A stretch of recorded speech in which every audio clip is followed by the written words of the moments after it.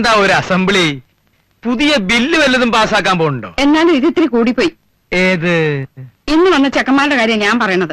അവർക്ക് എന്താ ഒരു കുറവ്? ഒരു കുറവുമില്ല. ഞങ്ങൾക്ക് കിട്ടാവുന്നതിൽ വെച്ച് ഏറ്റവും നല്ല ഭർത്താക്കന്മാരെ അച്ഛൻ ഞങ്ങൾക്ക് വേണ്ടി കണ്ടെത്തിയത്. സന്തോഷമായി, മനസ്സ് നിറഞ്ഞച്ച. പുറമേയുള്ള സൗന്ദര്യമൊക്കെ കുറച്ച് ദിവസത്തേക്കേ ഉള്ളൂ. അത് അനുഭവം നിങ്ങളെ പഠിപ്പിക്കും. ആ അതെ, ഞങ്ങൾ അനുഭവിക്കാൻ പോണേയുള്ളൂ എന്ന് ഞങ്ങൾക്കിപ്പോ മനസ്സിലായി. മക്കളെ, നമുക്ക് മേലെയുള്ള ബന്ധത്തെക്കാൾ എപ്പോഴും ഇതാ നല്ലത്. ഇവർക്ക് എന്നും നിങ്ങളോട് ബഹുമാനം ഉണ്ടാവും. നിങ്ങളുടെ അച്ഛൻ ജീവിതം തുടങ്ങിയതും വളരെ താഴേന്നാ. നിങ്ങളുടെ അമ്മയെ ഞാൻ വിവാഹം കഴിക്കുമ്പോ ഞാൻ ഒന്നുമല്ലായിരുന്നു.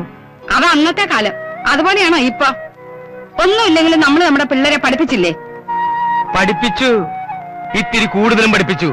അതാണ് ഞാൻ ചെയ്ത തെറ്റ്. ഇല്ലെങ്കിൽ ഇവരാരും എന്റെ മുഖത്ത് നോക്കി സംസാരിക്കില്ലായിരുന്നു. ഞങ്ങൾ എന്ത് സംസാരിച്ചെന്ന് അച്ഛൻ പറയണേ? അല്പം വിദ്യാഭ്യാസവും നല്ലൊരു ജോലിയുള്ള ഒരാള് വേണമെന്നല്ലേ ഞങ്ങൾ പറഞ്ഞുള്ളൂ. അത് അത്രയ്ക്ക് വലിയ തെറ്റാണോ? എന്നും അച്ഛനെ അനുസരിക്കണമെന്ന് ആഗ്രഹം ഉള്ളത് കൊണ്ടാ അവര് കരഞ്ഞു പറയണേ.